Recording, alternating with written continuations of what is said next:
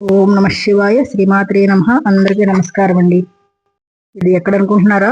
అదేనండి, కాశీలో మన ఆదిత్య వైభవం జరిగింది కదా, అప్పుడు రాధా మనోహర్ గారి మాటలు విన్నాం. ఇప్పుడు మనం ఇక్కడ అభిషేకాలండి. ఓ పక్కన చక్రహోమ, ద్వాదశ లింగాలకు అభిషేకాలు జరుగుతున్నాయి. ఇక్కడేమో మన తిరుమల దేవస్థానం పండితులు అనమాట వీళ్ళంతా కూడా. ఇక్కడేమో సద్గోష్ఠి జరుగుతుంది.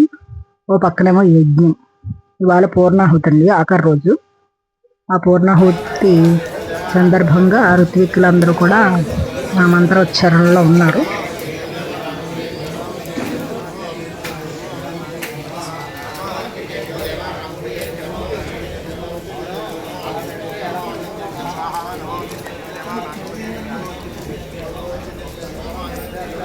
నేను ఈరోజు పొద్దున్న 6ంటికి వచ్చేసానండి విశ్వనాథ్ మందిరం దగ్గరికి.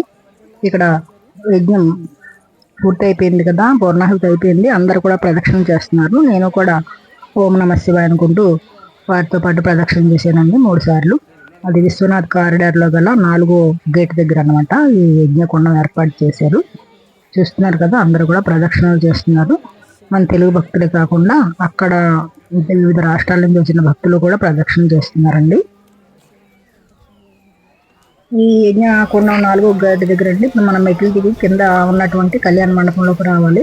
పైన కళ్యాణ మండపంలోనేమో సత్యనారాయణ వ్రతాలు, కింద కళ్యాణ మండపం దగ్గర కళ్యాణాలు, స్వామికి ద్వాదశ లింగాలకి అభిషేకాలండి. ఇలా కూడా తిరుమల దేవస్థానం వారే ఆ పండితులేనండి అభిషేకాల దగ్గర కూర్చున్నారు. చూసారా, అక్కడ బోర్డులు పెట్టారు. ఒక్కొక్క లింగానికి ఒక్కొక్క బోర్డు అనమాట.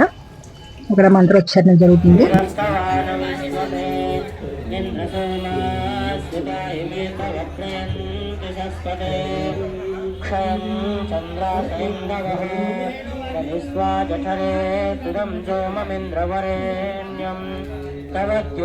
లోపల కళ్యాణ వేదిక నుంచి రాధా మనోహర్ దాస్ గారు మాటలు వినిపిస్తున్నాయి, విందామండి.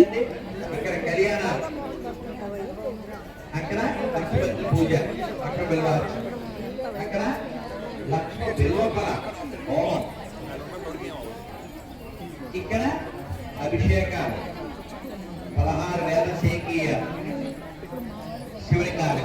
ఇక్కడ మళ్ళీ అమ్మవారికి కంటిన్యూగా శ్రీచక్రాలు. ఇదంతా మన భాగ్యం కదా. నిజంగానే భాగ్యం అండి. ఆ భాగ్యం నాకు అనుకోకుండా పరమశివుడు అనుగ్రహించారు. అపూర్వపు దయ అనుగ్రహం వల్ల ఆ పరమేశ్వరుడు నాకు అనుగ్రహం కలిగించారని భావం చేస్తూ ఆయనకు ధన్యవాదాలు తెలుపుకుంటూ ఇదిగో లక్ష తెల్లవార్చిన జరిగే ప్రదేశానికి వచ్చానండి. స్వామిని దర్శించుకున్నాను మనసారా. వీరందరూ కూడా మన పెళ్లి పండితులు నుండి కనుకంటుంది. ఆయనతో కాసేపు మాట్లాడాను. ఆ తర్వాత మళ్ళీ ఇక్కడే పైన మీరు పక్కనే కొంచెం ముందుకెళ్తే యజ్ఞ మండపం, యజ్ఞం చేస్తున్నారు కదా, అక్కడికి వచ్చానండి. మళ్ళీ ఒకసారి యజ్ఞ మండపాన్ని దర్శించుకొని అక్కడ బొట్టు పెట్టుకున్నానండి. పెట్టుకొని మళ్ళీ తెల్లవార్చన జరిగేది ఆ మందిరం పక్క నుంచి మళ్ళీ కింద కళ్యాణాలు జరుగుతున్నాయండి. యాదాద్రి లక్ష్మీ నరసింహస్వామి కళ్యాణం ఉందండి ఈరోజు. ఇదే మనకు తెల్లవార్చన జరిగే మందిరం. ఈ విశ్వనాథ్ కారిడార్ పక్కనే ఉందండి మందిరం. చూస్తున్నారు కదా. వ్యక్త రూపాయ నిగుణాయ గుణాత్మనే సమస్త జగదాధారాయ మూర్తయే బ్రహ్మణే పార్వతీపతి హర మహాదేవ్ శంభో శంకర. మనం కళ్యాణ వేది దగ్గరికి వస్తున్నామండి నామస్మరణం చేసుకుంటూ. రాధా మనోహర్ దాస్ గారి మాటలు విన్నామండి. ఇప్పుడు అది ధర్మానికి దేశానికి ఉపయోగపడుతుంది. దానికి 3 స్థితులు ఉన్నాయి. ఒకటి భోగము, ఇంకోటి రోగము, మూడోది యోగము. అదిగో రమణ గారికి ఈ కార్యక్రమాన్ని సాగించినటువంటి ఎవరైతే ఉన్నారో వారందరికీ ఉన్నది యోగం. నేనే అనుభవిస్తాను అని అనుకుంటాడే వాడికి వచ్చేది అదే. ఎందుకంటాం? అందుకనే ఇవాళ సాయంత్రం ధర్మపురి లక్ష్మీ నరసింహస్వామి వారి కళ్యాణం జరగబోతుంది. ఆ నరసింహస్వామి వారి భక్తులు శేషప్ప కవి వారు వారు ఒక అద్భుతమైన మాట చెప్తారు. ఆయన యొక్క నరసింహ శతకంలో ఏమిటంటే,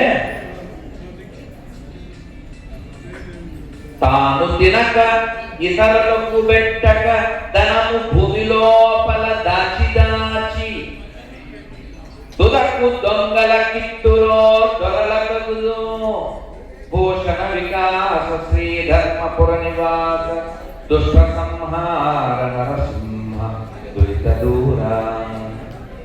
అంటే ధనము తాను తినక ఇతరులకు పెట్టక అది దొరలకగునో లేక దొంగలకగునో అన్నారు. కాబట్టి ధనాన్ని సంపాదించాలి, దాన్ని దైవ కార్యక్రమాలకి సమాజ కార్యక్రమానికి వినియోగించాలి. అప్పుడు ఆ పుణ్యం మనం ఉద్ధరిస్తుంది. అలాంటి తెలివైన వాళ్ళు ఇక్కడ దండిగా ఉన్నారు కాబట్టి కార్యక్రమం బాగా జరిగింది. ఆ తెలివైన వాళ్ళందరికీ కూడా ఇంకా తెలివిని, జ్ఞానాన్ని, వైరాగ్యాన్ని ఆ అన్నపూర్ణాదేవి విశాలాక్షి మాయి శ్రీ విశ్వేశ్వరుడు ప్రసాదించాలని, శ్రీ మహావిష్ణువు యొక్క అనుగ్రహం వారికి పూర్తిగా లభించాలని కోరుకుంటూ నమః పార్వతీపతయే హర హర మహాదేవ. సమయానికి సరైన విధంగా అందిస్తున్నారు, అద్భుతంగా ఈ కార్యక్రమాన్ని పండిస్తున్నారు. మరొకసారి వారికి నాగరాజు గారు వారి పరోక్షంగా బాగుంది, సోమవారం పూర్తున్నాం, ఇప్పుడు ప్రత్యక్షం. అలాగే మా జగన్నాథం గారికి ఉంది హార్ట్, మా లక్ష్మీనారాయణ దగ్గర ఉంది ఆర్ట్. ఆయన అయ్యాడు ఈ బృహత్తరమైనటువంటి తెలుగు భారతీయ ఋషి వైభవంలో పార్ట్ కదా. సో నేను ఆశ్చర్యపోయాను, నిన్న రాత్రి కూడా అక్కడ కూర్చుని పరిశీలిస్తూ ఉంటే ఎంత బాగున్నాడు సూర్య భగవానుడు, ఎంత నవ్వు ముఖాలు చూసానంటే విశ్వరూపము అన్ని కూడా అసలే అక్కడి నుంచి మీద విశ్వరూపం ఇలా ఆర్ట్ చేసిన వారికి ఇప్పుడు సన్మానం చేస్తున్నారండి. ఆయనే లక్ష్మీనారాయణ గారు. హృదయంలో లేకపోతే ఇంత పెద్ద రాదు.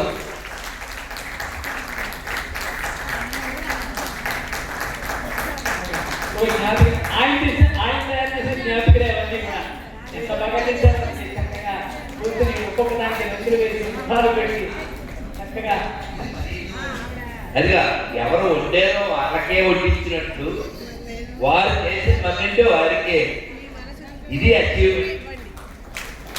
ఇప్పుడు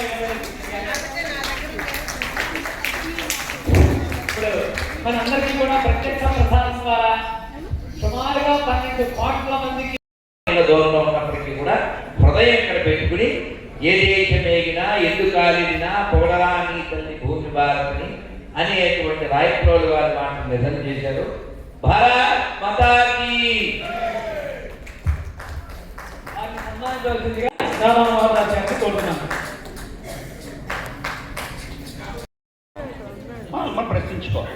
శృంగారగౌరి అమ్మవారు మీరు స్వామివారిని దర్శించుకొని గేట్ 4 గుండా మీరు అంటే మెయిన్ ఆలయ ప్రాంగణం నుంచి బయటకు వస్తుంటే అక్కడ మనకు ప్రాచీనమైనటువంటి నందీశ్వరులు ఉన్నారు. ఆయన మస్జిద్లో ఉన్నటువంటి విశ్వేశ్వరుడు, అసలు విశ్వేశ్వరుడి విగ్రహాన్ని ఆయన చూస్తూ ఉన్నారు. అక్కడికి వెళ్ళి ఆయన చెవులో మనం మన కోరికలు చెప్పుకోవచ్చు. చాలామంది క్యూ ఉంటుంది, అక్కడ చెప్తూ ఉంటారు. మరి ఏం కోరిక కోరాలి ఆయన దగ్గర? మనకు పెళ్ళిళ్ళు కావాలనో, మనకు ఉద్యోగాలు కావాలనో, ఆరోగ్యం బాగుండాలనో, ట్రాన్స్ఫర్ అవ్వాలనో ఇటువంటి కోరికలు కోరితే లాభం లేదు. ఆయన ఏం అడగాలి? నా విశ్వేశ్వరుడిని మళ్ళీ వెనక్కి తీసుకురావయ్యా అని అడగాలి. మనం అది చేయగలుగుతున్నాం. ఇది మనం ప్రశ్నించాలి.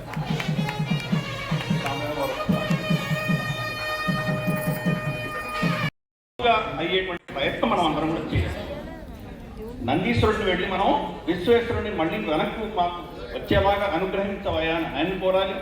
శృంగార గౌరి మాత్రం దర్శించుకొని ఆవిడని కూడా ప్రార్థించాలి. ఈరోజు శుక్రవారం పైన వాళ్ళందరూ నిలబడుకొని అక్కడ నమాజ్ చేస్తున్నారు. అంటే ఆవిడ తల మీద కాళ్ళు పెట్టుకొని చేస్తున్నారు.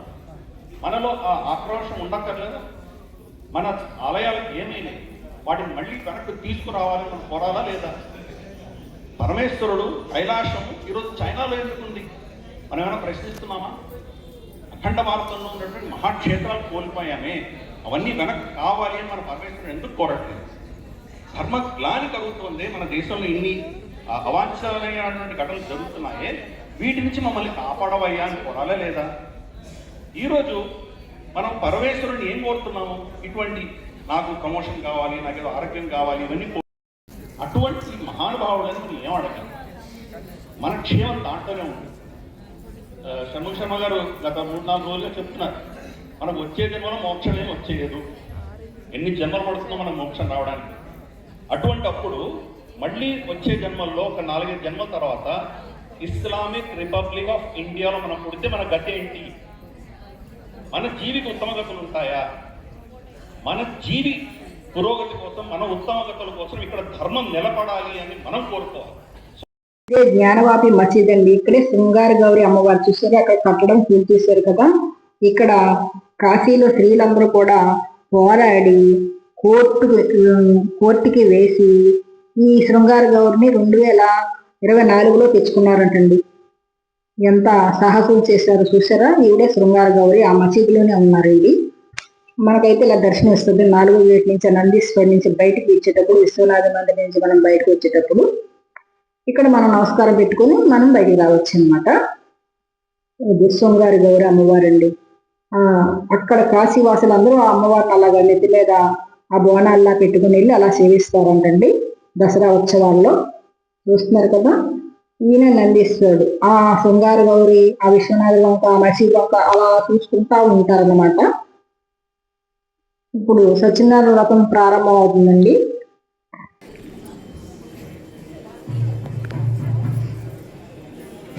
విశ్వనాథ మందిరం పక్కనే ఉన్న మండపం అండి. పైన ఉంటుంది. మనం మెట్లు దిగి వచ్చిన తర్వాత కళ్యాణ వేదిక రాధా మనోహర్ దాస్ గారు మాట్లాడిన కింద ఉంటుందండి. ఈ 2 మండపాలు అంటే కళ్యాణ వేదికలు కూడా వీరికే, మన తెలుగు వారికే ఈ 10 రోజులు ఇచ్చారండి. ఈయన విశ్వనాథ మందిరం యొక్క ప్రధాన కమిటీ సభ్యులు అంటుంది. విశ్వనాథ మందిరము కార్యవర్గ సభ్యులు అంటే మన తెలుగు వైభవాన్ని ప్రశంసించడానికి వేదికనట్టు తెచ్చారండి.